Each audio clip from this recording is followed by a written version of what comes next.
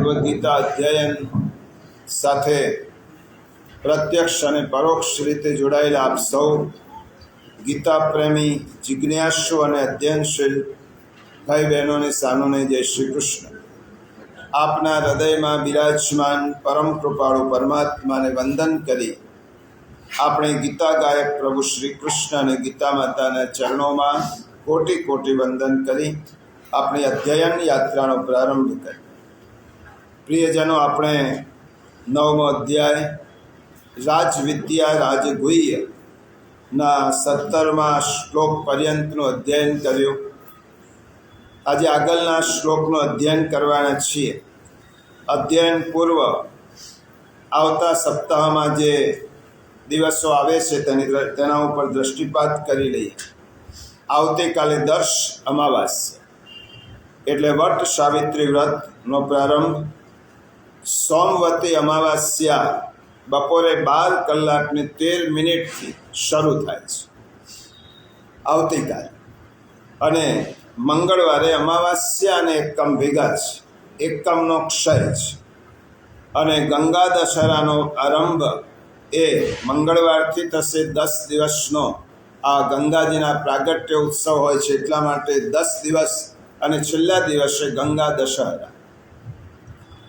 પુષ્ટિ માર્ગમાં યમુનાજીનો ઉત્સવ મનાવવામાં આવે છે. આવી રીતે આવતા સપ્તાહના કેટલાક વિશિષ્ટ દિવસો છે. આપણે ગયા અધ્યયનમાં 9મા અધ્યાયના 17મો શ્લોક જોયો. 17મા શ્લોકમાં ભગવાને પોતાનો આપણી સાથેનો સંબંધ કહ્યો છે. પિતા હમસ્ય જગતો માતા ધાતા પિતામહ વેદ્યમ પવિત્રમ ઓમકાર વૃક્ષામ યજુરેવ છે. હું તારા પિતા છું, માતા છું, ધાતા છું, પિતામહ છું. હું વેદ્ય એટલે જાણવા યોગ્ય છું, ઓમકાર છું, પવિત્ર છું. વૃક્ષામ યજુરેવ છે. ઋગ્વેદ, સામવેદ અને યજુર્વેદ હું છું. એ અધ્યયન પછી એક નાનકડો પ્રશ્ન આવ્યો હતો, અને તમામ અધ્યયનશીલ ભાઈ બહેનોને પણ કહી રાખું કે તમારા મનમાં અધ્યયન પછી કોઈ પણ પ્રશ્ન હોય તો તમે મૌખિક પણ મને આપી શકો, લેખિત પણ આપી શકો, જેથી બીજા અધ્યયનમાં આપણે તેનો જવાબ મેળવી શકીએ. એક નાનકડો પ્રશ્ન હતો, જિજ્ઞાસા પણ હતી, એટલા માટે અભિનંદન. ગીતામાં ભગવાને કહ્યું છે વેદ્યમ પવિત્રમ ઓમકારમ વૃક્ષામ યજુરેવ છે. પ્રશ્ન થોડો સંપ્રદાયને લગતો, પણ આપણે સ્પષ્ટતા થવી જરૂરી છે, કારણ કે આપણે ગીતા અધ્યયન શંકાના નિરસન માટે કરીએ છીએ. આપણા મનમાં ગૂંચવાડો થાય એટલા માટે નથી કરતા. એટલે કોઈ પણ પુષ્ટિ માર્ગનો, મર્યાદા માર્ગનો, વૈદિક માર્ગનો પ્રશ્ન હોય તમારા મનમાં તો તમે કેન્દ્ર પછી લખીને આપો અથવા બીજી વખતે આપો, તો આપણે જાહેરમાં જ તે પ્રશ્નનો ઉકેલ આપી શકીએ. પ્રશ્ન એવો હતો કે આપણે ગઈ વખતે ઓમકારનું ઉચ્ચારણ વિધિવત રીતે શીખ્યા કે ઓમના ઉચ્ચારણથી શું આપણે આધ્યાત્મિક ફાયદા થાય છે. શારીરિક અને માનસિક ફાયદા તો આપણે યોગ સેમિનારમાં યોગ પ્રશિક્ષકો કહે છે, એનું ઉચ્ચારણ આપણે કરીએ પણ છીએ. અને પ્રશ્ન એ હતો કે પુષ્ટિમાર્ગીય વૈષ્ણવ તરીકે આપણે શ્રી કૃષ્ણ શરણમ મમનું ઉચ્ચારણ કરીએ છીએ.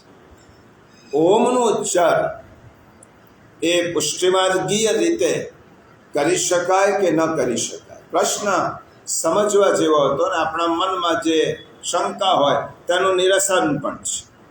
એક વસ્તુ સમજી લઈએ કે ઓમકાર એ કૃષ્ણનું જ સ્વરૂપ છે.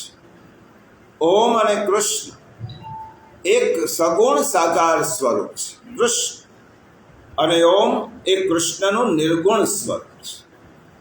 એટલા માટે તો ભગવાને કહ્યું કે વેદ્યમ પવિત્રમ ઓમકાર.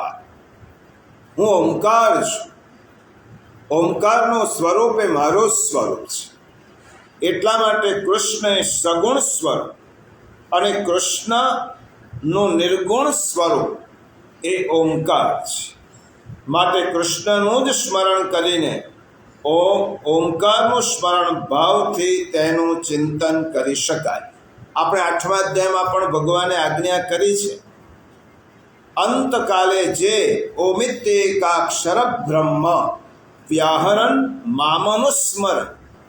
આ ગીતા કહેનાર કોણ છે? શ્રી કૃષ્ણ સ્વયં છે.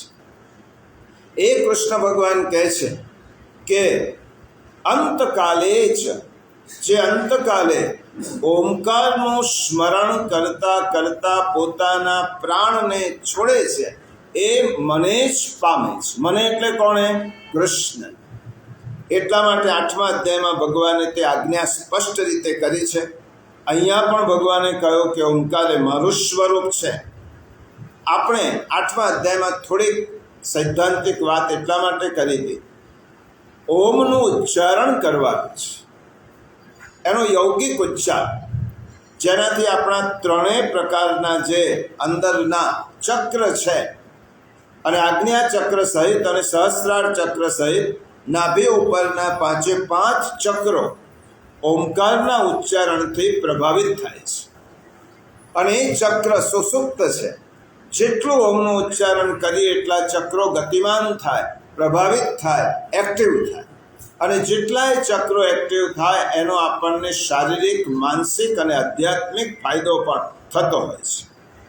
ઓમનું ઉચ્ચારણ કરી શકાય, ઓમનું ચિંતન કરી શકાય, ઓમની સેવા ન થાય, ઓમની ઉપાસના ના થાય. સેવા તો યશોદોત સંગ લાલિત કૃષ્ણની થાય. કારણ કે સેવામાં આપણે નિર્ગુણમાં આપણું મન ચોંટશે નહીં. તમે સેવા નિર્ગુણમાં કરશો તો કોની કરશો? ઓમકાર એ અક્ષર બ્રહ્મ છે, બીજ મંત્ર છે. એટલા માટે એ સેવ્ય નથી, સેવનીય નથી, ઉપાસનીય નથી. ઓમકાર એ ચિંતનીય છે. ઓમકાર એનો વાણીથી ઉચ્ચારણીય છે, એનો ઉચ્ચાર થાય. ઓમકાર એ મનનીય છે, એનું મનન થાય. તો ઓમકારની ઉપાસના કોણ કરી શકે?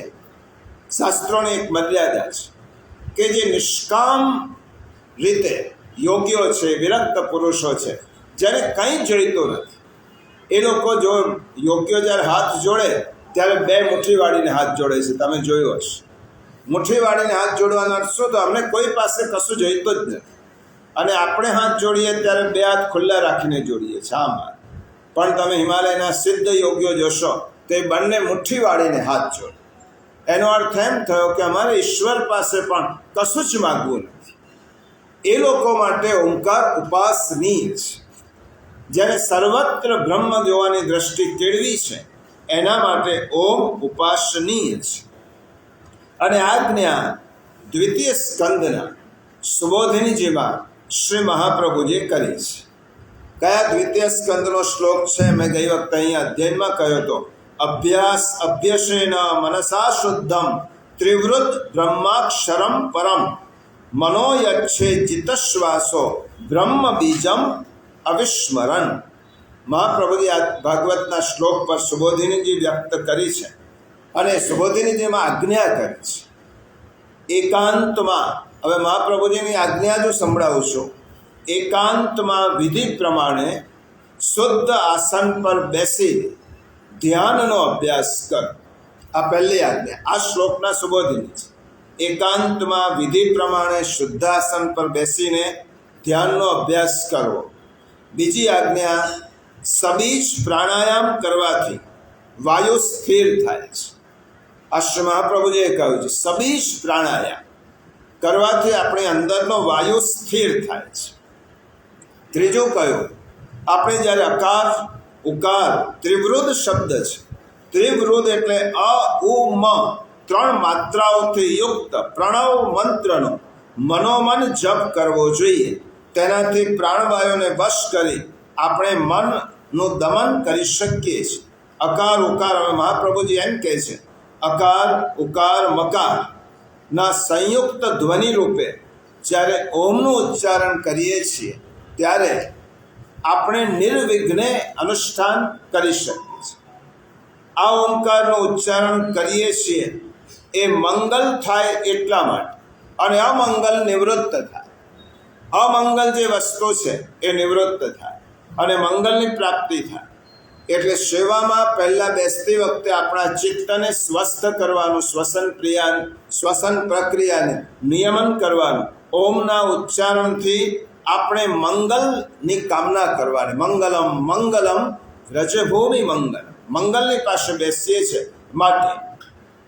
અને ચોથું, ઓમનું ઉચ્ચારણ કરીએ છીએ ત્યારે 3 વાણીનો ઉપયોગ કરીએ: પરા, પશ્યંતી, મધ્યમા અને વૈખરી. 4 પરા, પશ્યંતી, મધ્યમા અને વૈખરી. આનું ઉચ્ચારણ જ્યારે નાભીમાંથી કરીએ છીએ ત્યારે પરાવાણી છે. એ દિવસ દરમિયાન આપણે ક્યારેય પરાવાણીનો ઉપયોગ નથી કરતા. આપણે કયા શબ્દો નાભીમાંથી બોલીએ છીએ. માટે ઓમકારનું ઉચ્ચારણ નાભીમાંથી થાય ત્યારે પરા, હૃદયમાંથી થાય ત્યારે પશ્યંતી, કંઠમાંથી થાય ત્યારે મધ્યમા અને મોઢામાંથી થાય ત્યારે વૈખરી વાણી. આ 4 વાણી છે. મોઢાથી બોલીએ એ વૈખરી વાણી, કંઠમાંથી બોલીએ એ મધ્યમા વાણી, હૃદયમાંના અનાહત ચક્રમાંથી બોલીએ પશ્યંતી અને નાભીમાંથી બોલીએ એ પરાવાણી. મહાપુરુષો, વિરક્ત પુરુષો હંમેશા પોતાની વાણી પરાવાણીનો ઉપયોગ કરે છે. એ નાભીમાંથી કહે છે. અને રવિશંકર મહારાજે ખૂબ સરસ કહ્યું છે, જે વાણી જ્યાંથી નીકળી હશે ત્યાં સુધી પહોંચશે. પાણી જેટલા ઊંડાણમાંથી નીકળ્યો હોય એટલા જ ઊંડાણ સુધી પહોંચે. તમારી વાણી પરા હશે તો સાંભળનારના હૃદયમાં પરા સુધી પહોંચશે. કંઠમાંથી શબ્દો નીકળેલા હશે તો કાન સુધી જ પહોંચશે. હૃદયમાંથી શબ્દો નીકળેલા હશે તો હૃદય સુધી પહોંચશે. એટલા માટે આ 4 વાણીનો પ્રયોગ પણ આપણે ઓમકારના ઉચ્ચારણમાં કરીએ છીએ, જેથી સેવામાં આપણું મન ચોંટે. અને પુરુષોત્તમજી કૃત અમૃત તરંગિણી ટીકા પુષ્ટિમાર્ગમાં અને વલ્લભ કૃત તત્વદીપિકા ટીકામાં એમ સ્પષ્ટ લખ્યો છે કે ઓમકાર અક્ષરાત્મક છે, બ્રહ્મ બીજ છે અને તેનું ચિંતન કરવું એ જરૂરી છે. આટલી વાત આ જે વૈષ્ણવે પ્રશ્ન પૂછ્યો હતો, યોગાનુયોગી આજે નથી, પરંતુ એમના બદલે તમને બધાને લાભ મળ્યો. પ્રશ્ન પૂછો ત્યારે ઉત્તર સાંભળવા માટે હાજર રહો.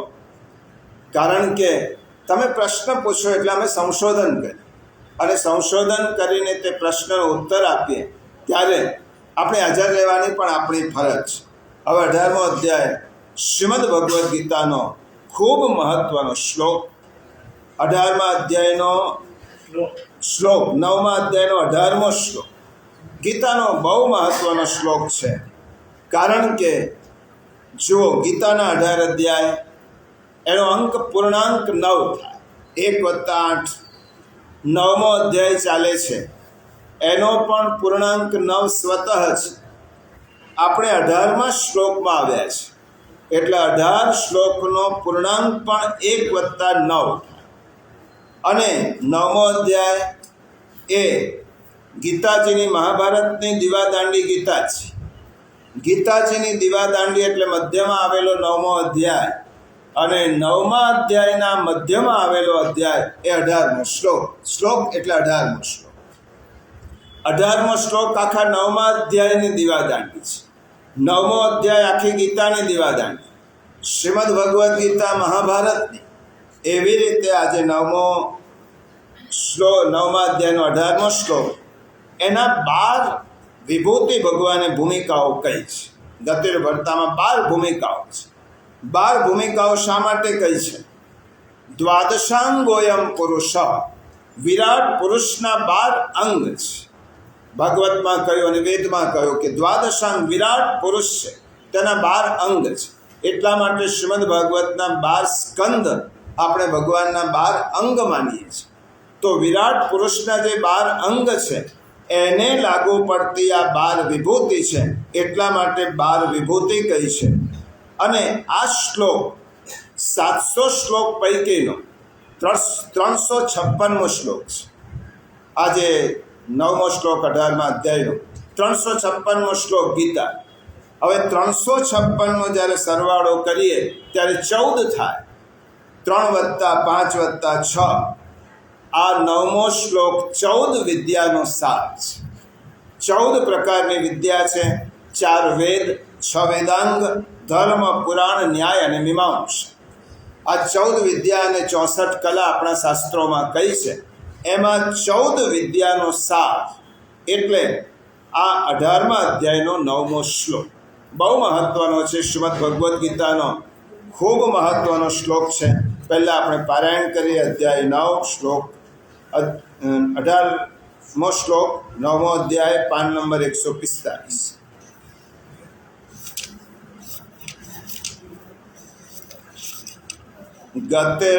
ગતિર્ભરતા પ્રભુ સાક્ષી નિવાસ શરણમ સુર પ્રભવ પ્રલય સ્થાનમ નિધાનમ બીજમવ્યયમ.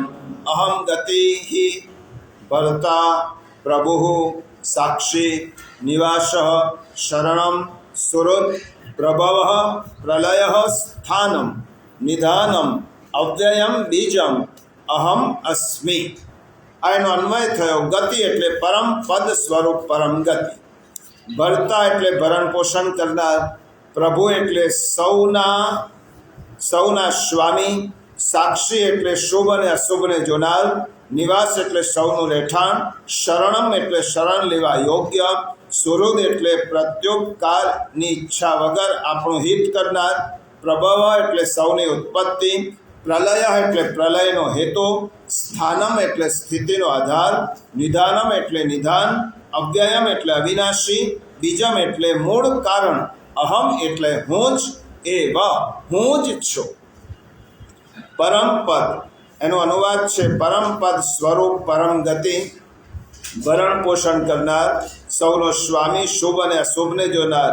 સૌનું રહેઠાણ. શરણ લેવા યોગ્ય. પ્રત્યુપકારની ઈચ્છા વિના હિત કરનાર. સૌની ઉત્પત્તિ. પ્રલયનો હેતુ.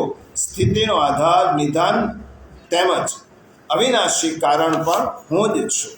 આ એનો શબ્દાર્થ થયો. ગીતાનો આ શ્લોક સતત સ્મરણમાં રાખવા જેવો શ્લોક છે. ભગવાને આ શ્લોકમાં પોતાની મહત્વની 12 ભૂમિકાઓ, રોલ શું છે ભગવાનનો એ કરે છે. આખી ગીતામાં આ શ્લોકનો સાર જો સમજી લઈએ તો લગભગ ગીતાનું તત્વ આપણે સમજી જઈએ. આ જ શ્લોકનો સાર સમજીએ, કારણ કે આ મધ્યવર્તી વિચાર છે. ગીતા મધ્યવર્તી વિચાર ભગવાને આમાં કહી દીધો છે. એટલા માટે આ શ્લોક બહુ મહત્વનો છે. ભગવાને પોતાની ભૂમિકાનું દર્શન કરાવ્યું છે. ભગવાન જુદા જુદા અધ્યાયમાં જુદી જુદી વાતો કરે છે. સ્વરૂપ દર્શન ભગવાને 11મા અધ્યાયમાં કરાવવાનું છે. વિરાટ સ્વરૂપ એ 11મો અધ્યાય એટલે વિરાટ સ્વરૂપનું દર્શન. વિભૂતિ દર્શન ભગવાન 10મા અધ્યાયમાં કરાવશે.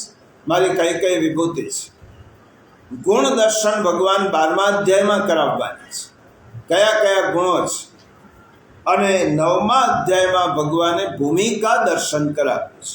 9મો અધ્યાય ભૂમિકા દર્શન, 12મો અધ્યાય ગુણ દર્શન, વિભૂતિ દર્શન 10મો અધ્યાય અને સ્વરૂપ દર્શન 11મો. આવો ભગવાનની કઈ કઈ ભૂમિકા છે તે સમજવાનો પ્રયત્ન કરીએ. 17મા શ્લોકમાં જે ભગવાને પહેલું કહ્યું વૃક્ષામ યજુરે વચ, 17મા શ્લોકનો ઉપસંહાર. હું જ્ઞાન છું, હું નિષ્કામ કર્મ છું અને હું ભક્તિ છું. પછી ભગવાન કહે છે તું મારી વાત સાંભળ અને તેવી રીતે જીવવાનો પ્રયત્ન કર. આ ભગવાનની પ્રચ્છન્ન આજ્ઞા છે. જ્યારે હું છું 17મા અધ્યાયની પ્રચ્છન્ન આજ્ઞા શું છે? હું જે કહું છું તે તું સાંભળ અને તે રીતે જીવવાનો પ્રયત્ન કર. હવે કેટલાક લોકો એવા છે કે જે ભગવાનને ન માનનારા, એવા લોકો કદાચ પ્રશ્ન કરે અમને ભગવાનની વાત શા માટે સાંભળવી જોઈએ? જે નથી માનનાર એ લોકો એમ કહે કે ભગવાન કહે પણ અમારે શા માટે સાંભળવી જોઈએ ભગવાનની વાત? શું જરૂર છે? અમે માનતા જ નથી. ત્યારે ભગવાને એ લોકોને જવાબ આપતા કહ્યું, આ શ્લોકમાં ભગવાને જવાબ આપ્યો તારી બીજી કોઈ ગતિ જ નથી. તું મને માને કે ન માને, ગતિ તારી કોઈ બીજી ગતિ નથી. તું મારું નહીં સાંભળે તો બીજા કોણ સાંભળીશ? તું મારું નહીં માને તો બીજા કોને માનીશ? કારણ કે જીવાત્માને ભગવાન સિવાય બીજી કોઈ ગતિ નથી. જીવાત્માનું ગંતવ્ય સ્થાન એ જ છે, રસ્તો પણ એ જ છે. એટલે મને કે કમને, માનીએ કે ન માનીએ, ઈચ્છા હોય કે અનિચ્છા હોય, તો પણ ભગવાન કહે છે તને મારી પાસે આવવું જ પડશે. તો ભલે મને નથી માનતો, પણ તારી ગતિ મારા સિવાય બીજી છે જ નહીં.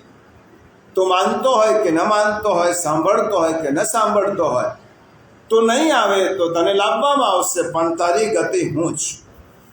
પ્રિયજનો, આ ગતિ શબ્દ શ્રીમદ ભગવદ્ ગીતાનો એટલો ઉત્તમ શબ્દ છે કે તેનો જુદો જુદો ઉપયોગ જુદા જુદા સંદર્ભમાં આચાર્યોએ કર્યો છે.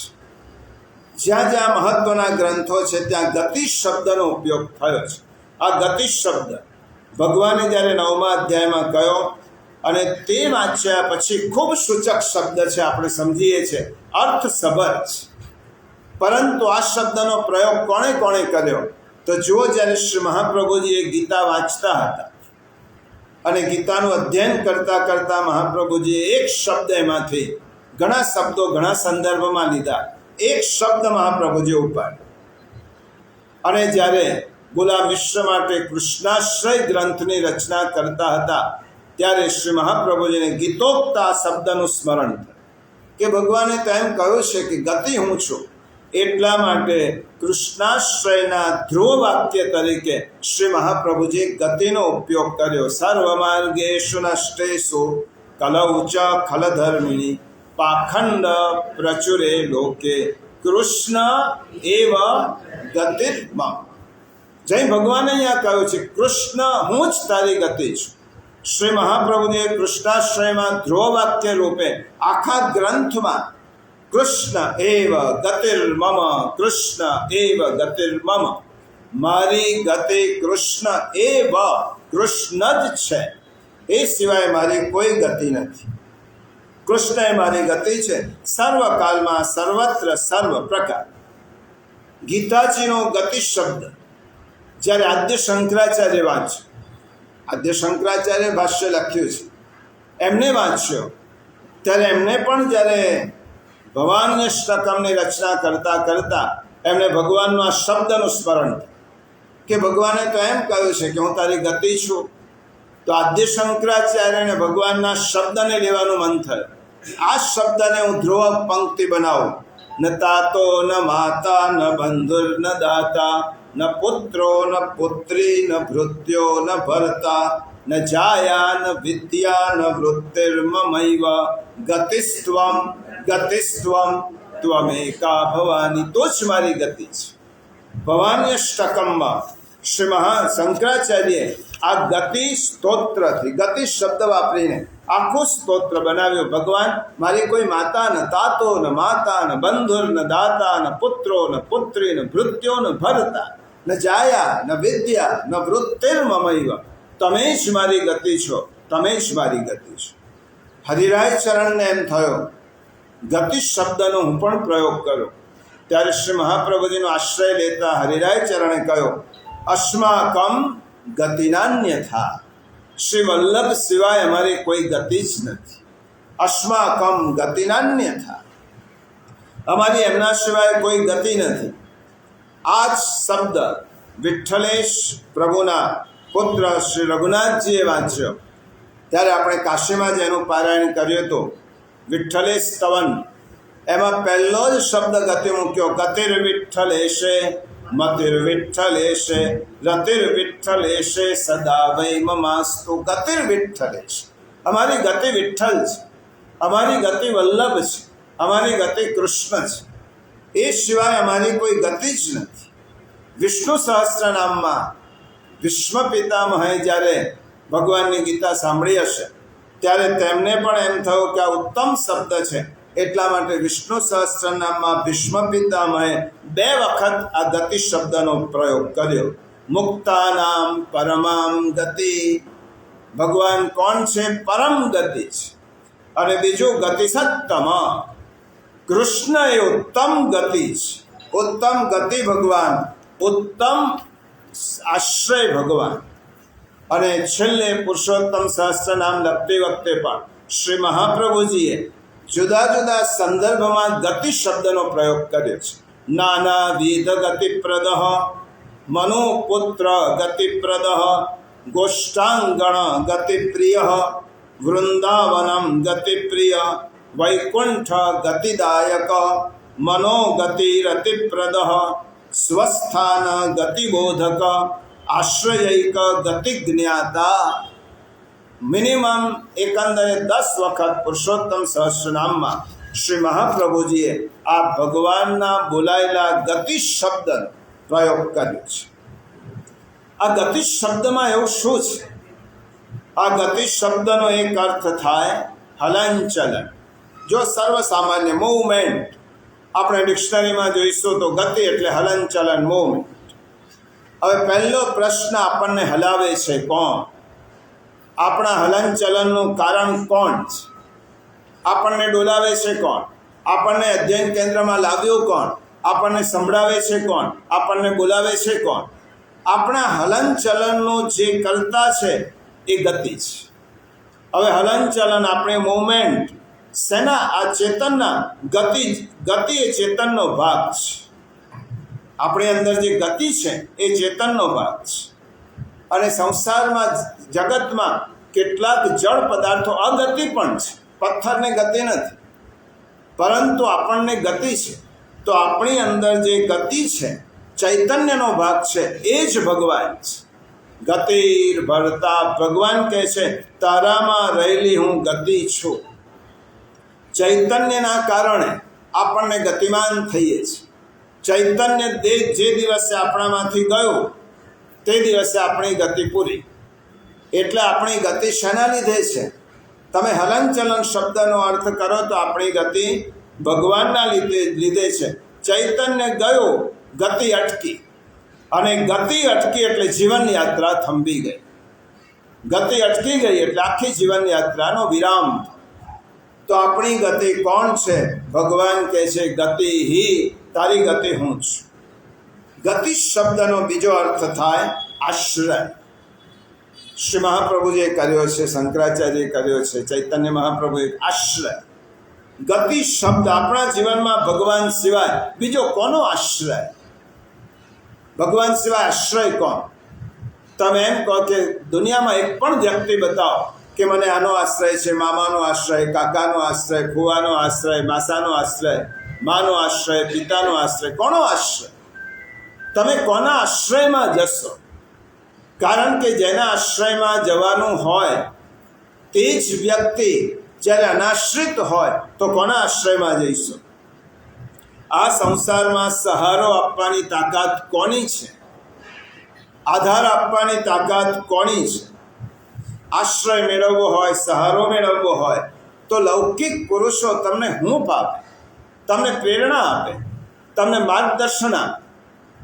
પરંતુ આશ્રય, સહારો તો ભગવાન જ આપી શકે.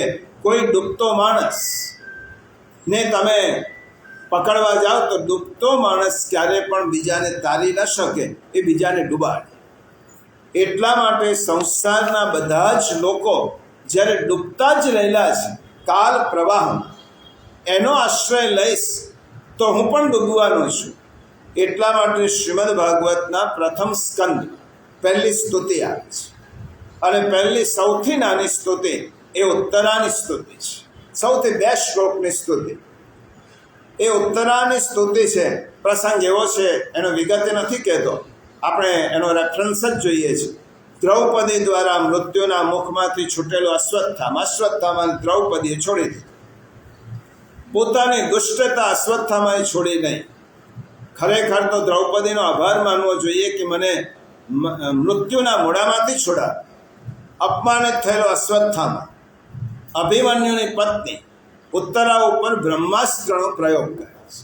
જો વેર કેટલી ઊંચી કક્ષાનું વેર પણ કેટલું નિમ્ન સ્તરનું હોય છે. મારે પાંડવોના બીજને પણ જીવવા નથી દેવા. પાંડવોના પુત્રો તો મૃત્યુ પામ્યા છે. પાંડવો વૃદ્ધ થયા છે, હવે કંઈ સંતતિનું નિર્માણ કરી શકશે નહીં. પાંડવોને અસમર્થ છે. એમના પુત્રોને મેં મારી નાખ્યા છે. હવે પાંડવોનું એક બીજ ઉત્તરાના ગર્ભમાં છે, એને પણ હું મારી નાખ્યું. એટલા માટે અશ્વત્થામાએ, એ વખતનો આતંકવાદી જ કહેવાય, એ અશ્વત્થામાએ પ્રયોગ કર્યો બ્રહ્માસ્ત્ર. અને એ બ્રહ્માસ્ત્રનો પ્રયોગ ઉત્તરાના ગર્ભમાં. હજારો સૂર્યની ગરમી જેટલું આ બ્રહ્માસ્ત્રની ગરમી પાંડવ બીજને નષ્ટ કરવા માટે ભય વિભ્વત થયેલી ઉત્તરા પોતાના ગર્ભમાં રહેલા બાળકનું રક્ષણ કરવા માટે શ્રી કૃષ્ણ ભગવાનને પ્રાર્થના કરે છે, સ્તુતિ કરે છે. પાહી પાહી મહાયોગીન દેવ દેવ જગતપતે નાન્યમ ત્વદભયમ પશ્યે યત્ર મૃત્યુ પરસ્પર. એનો આ પહેલો શ્લોક છે. દેવાદિદેવ જગદીશ્વર, આપ મહાયોગી છો, આપ મારું રક્ષણ કરો, આપ મારું રક્ષણ કરો. આપના સિવાય આ લોકમાં મને અભય આપનાર બીજો કોઈ હું જોતી નથી. આ શ્લોક પર મહાપ્રભુજીએ ટીકા લખી છે. કૃષ્ણ ભગવાનને ઉત્તરાને પૂછે છે કે તારા સસરાઓ વિદ્યમાન છે, પાંડવો યુધિષ્ઠિર, અર્જુન, ભીમસેન, આ કેટલા શૌર્યવાન છે, બળવાન છે, તો એમને યાદ નથી કરતી અને મને કેમ યાદ કરે છે? તે અર્જુનનું સ્મરણ કર્યું હોય તો અર્જુન પણ આવતો. તો મહાપ્રભુજી જ પૂછે છે કે શા માટે ઉત્તરાએ પોતાના પરાક્રમી અને શૌર્યવાન પિતાને કે સસરાને યાદ ન કર્યા અને ભગવાનને યાદ કર્યા?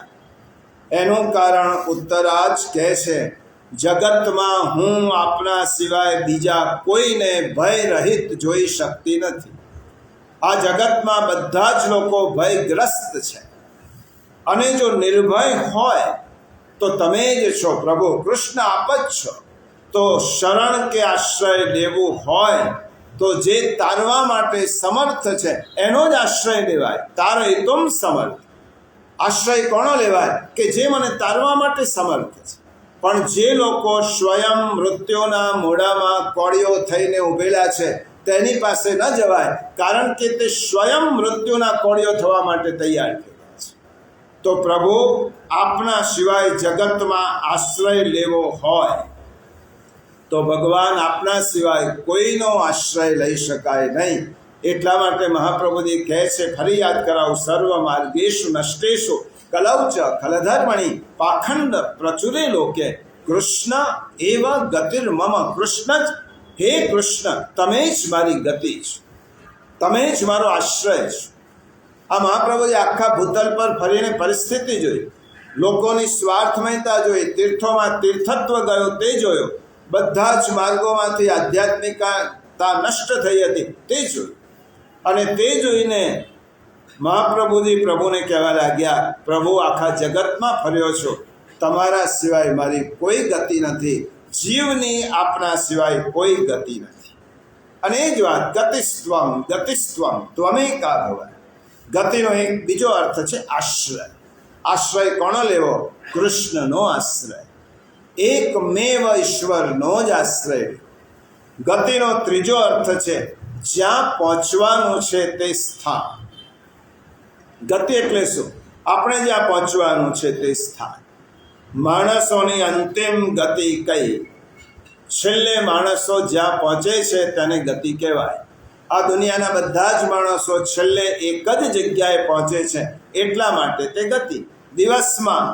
દિવસના અંતે ઊંઘ અને જીવનના અંતે મૃત્યુ, આ બંને સરખા છે.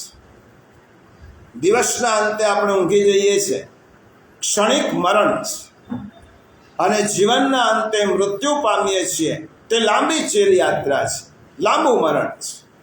બંને મરણનો જ એક પ્રકાર છે. આખો દિવસ થાકી પાકીને છેવટે માણસ ઊંઘ ઝંખે છે. આ ઊંઘ એટલા માટે ઝંખે છે કે પ્રભુ, આખા દિવસમાં પરિશ્રમ મહેનત કર્યા પછી આખા જગતમાં ફર્યો છો, મારે હવે તારા ખોળામાં શું છે? તારા ખોળામાં આવવું છે. અને ઊંઘ એટલે ભગવાનના ખોળામાં સૂઈ જાઓ. નહીં તો ઊંઘ આપવાની તાકાત કોની છે? કોઈ તમને ઊંઘ આપી શકે? ઊંઘમાં તો ઘણા બધા રિસર્ચ થયા છે. ઊંઘ શું છે, ઊંઘ શા માટે આવે છે, ઊંઘ કેમ નથી આવતી, એના માટે વિજ્ઞાનમાં, મનોવિજ્ઞાનમાં, તત્વજ્ઞાનમાં ઘણા બધા કન્સેપ્ટ છે, ઘણી બધી સંકલ્પનાઓ છે. પરંતુ આધ્યાત્મિક દ્રષ્ટિએ ગીતાની ભાષાના સમજવું હોય, ઊંઘવું એટલે ભગવાનના ખોળામાં જવું.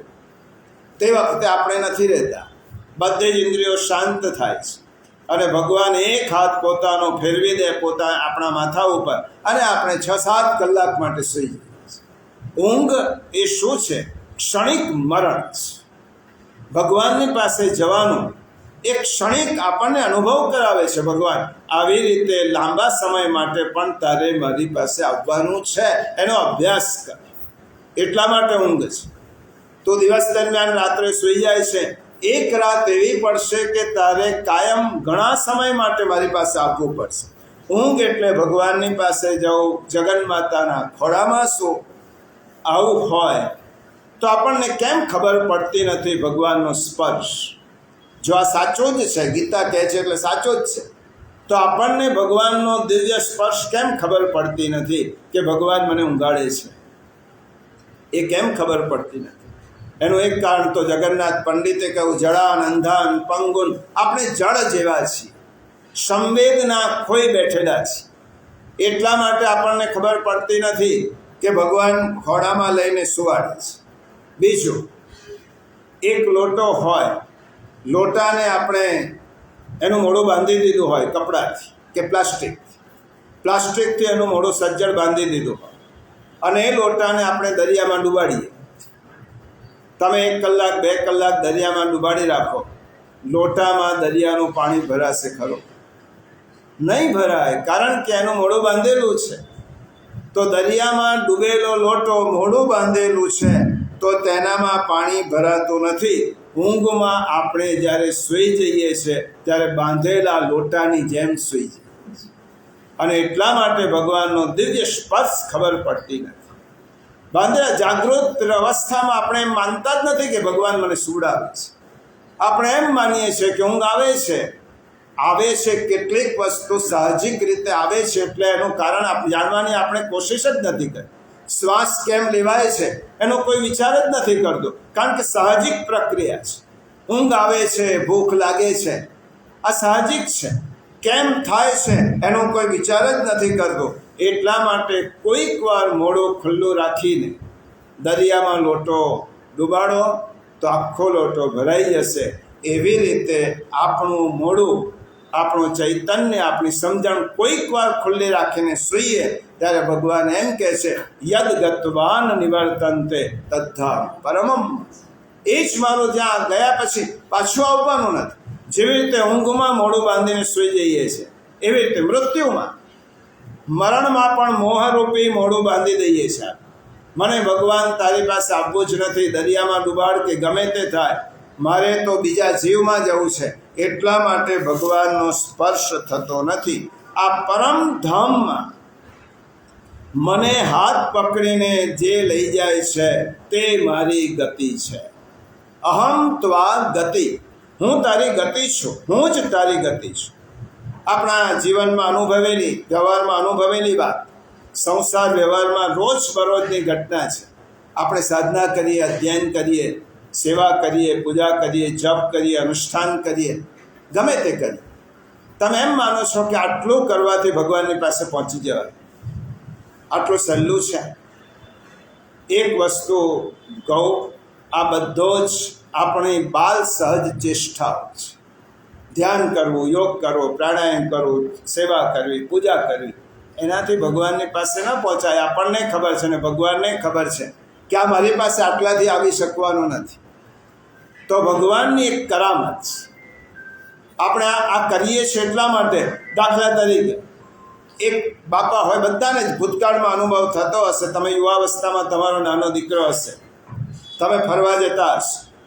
ફરવા જતી વખતે નાનો દીકરો જીદ કરે કે પપ્પા મને તમારી સાથે આવવું છે, આવવું છે, આવવું છે. બાપા કહે તારથી નહીં ચલાય, મારે બહુ ચાલવાનું છે. ના હું ચાલીશ, યાદ રાખ હું તને વચ્ચે નહીં ઉચકી લઉં, ઉચકીશ નહીં, ઉપાડીશ નહીં, તારે ચાલવું પડશે. છોકરાને ખબર છે કે હું જીદ કરીશ અને હા પાડીશ તો જ પપ્પા લઈ જશે. હમણાં એમ કહીશ કે હું મારાથી નહીં ચલાય તો પપ્પા નહીં લઈ જાય. હું ચાલીશ, તમે મને લઈ જાઓ. અને પેલો છોકરો જીદ કરે એટલે એના પપ્પા એને કહે સારું, જો શરત કરે ચાલવું પડશે, હું તને ઉચકવાનો નથી, ઉપાડવાનો નથી, દૂર જવાનું છે. છોકરો બધી જ શરતો માન્ય કરે અને થોડેક સુધી ચાલે. ચાલતા ચાલતા કદાચ અડધો કિલોમીટર નહીં ચાલ્યો હોય ને પછી કે પપ્પા હું તો થાકી ગયો છું, હું તો બેસ્યા, મારાથી નહીં ચલાય.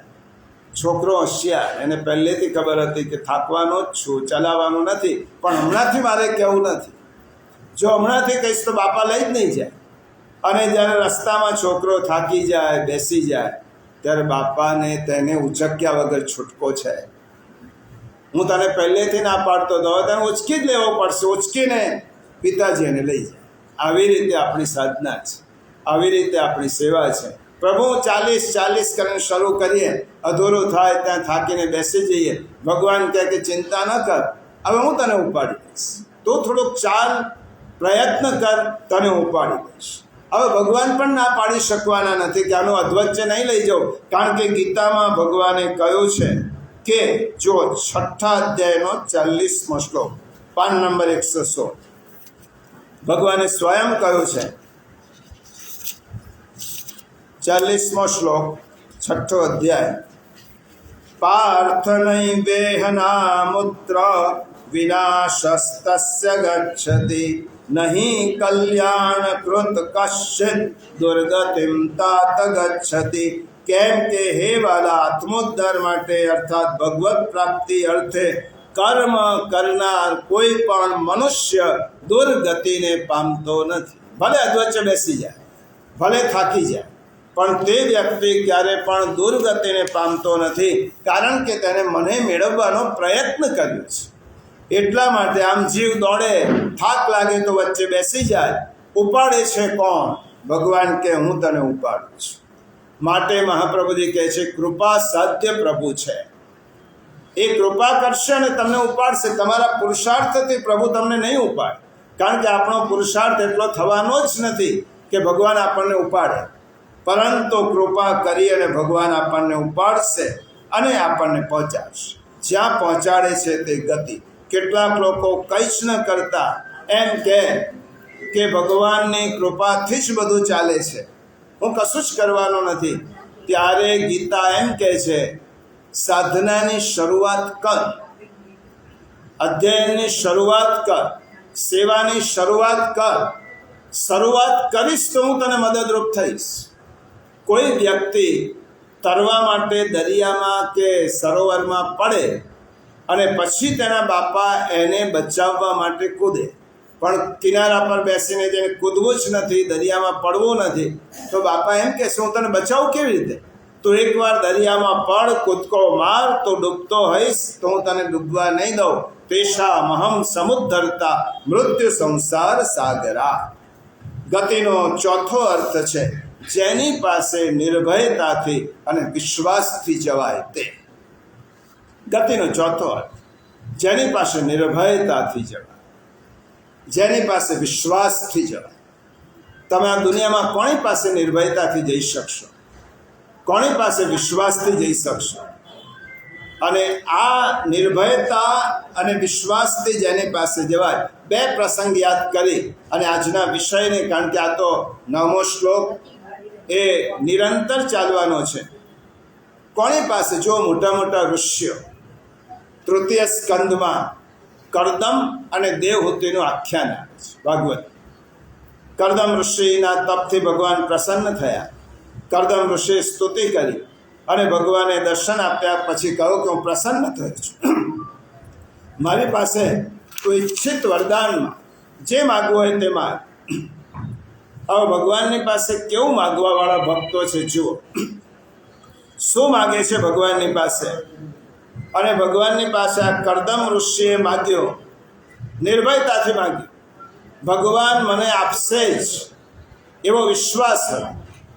એટલે કરદમ ઋષિ ભગવાનને શું કહે છે? ભગવાન મને તમારા જેવો એક પુત્ર આપો. અને કદાચ આ એલારામ હશે પૂરું થવા. કદાચ મને તમારા જેવો પુત્ર આપો.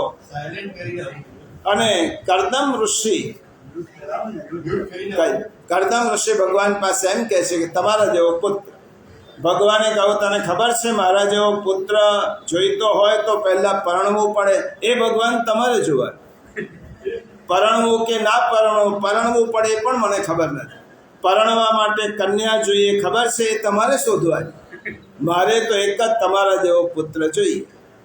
ભગવાને કહ્યું કે મને ખબર છે કે મારા ભક્તો મારી પાસે શું માગવાના છે, એટલા માટે પહેલેથી હું વ્યવસ્થા કરીને જ આવું છું. જો અહીંયા આવું ને પછી એવું માગે કે જે સૃષ્ટિમાં હોય જ નહીં તો એને આપવામાં વિલંબ થાય. એટલા માટે તમે તો શું માગવાનો છે મને ખબર હતી, એટલા માટે હું વ્યવસ્થા કરીને આવ્યો છું કે પરમ દિવસે મનુ મહારાજ પોતાની પત્ની શતરૂપા રાણી પાસે સાથે તારી પાસે પોતાની કન્યાનું માગું લઈને આવવાના છે.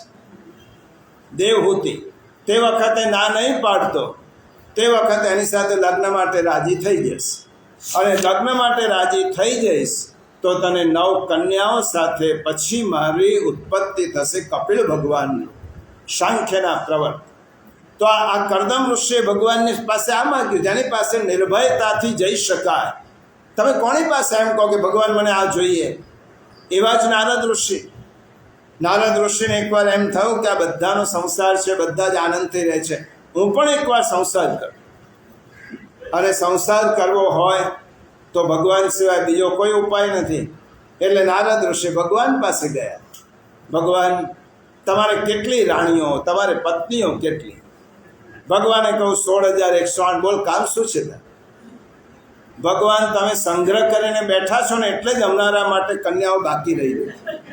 તમારી એક કન્યા મને આપી, એક પત્ની મને આપી, કારણ કે મને ગૃહસ્થ થવું છે. જો આ ઋષિઓનું ભોળપણ, જેની પાસે ગયા પછી નિર્ભયતા છે, ભગવાનની પાસે માગી શકીશ.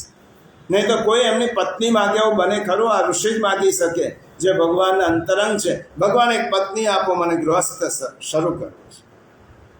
ભગવાને કહું સારું, મારા એ 16,008 મહેલમાં ફરી આવ, જ્યાં હું ન હોઉં તે પત્ની લઈ જશે.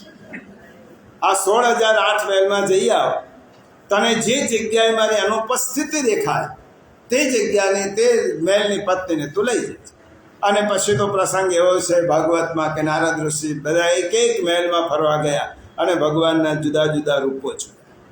એટલા માટે જેની પાસે નિર્ભયતાથી જઈ શકાય, જેની પાસે વિશ્વાસથી જઈ શકાય, આ મને આપશે એ ગતિ છે. એટલા માટે સંત જ્ઞાનેશ્વરી ગીતામાં એક સુંદર વાક્ય લખ્યું છે, ગતિની ગતિ એટલે શરણાગતિ. ગતિની પણ કોઈ ગતિ હોય તો તે શરણાગતિ છે.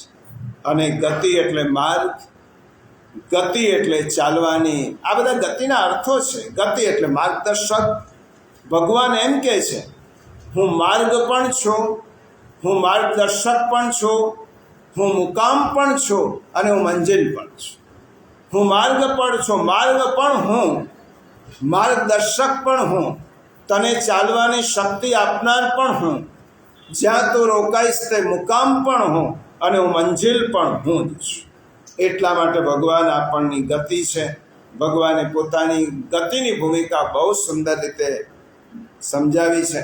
બીજી ભૂમિકા ભગવાન કહે છે હું ભરતા છું, તેનો વિચાર આવતા રવિવારે આવીશું અને કરીશું. અત્યારે એટલું જ રાખીએ યાદ, ભગવાન મારી ગતિ છે. ભગવાન સિવાય અસ્માકમ ગતિનાન્યથા, અમારા માટે બીજી કોઈ ગતિ નથી. અને આવતા રવિવારે આવી અને વિચાર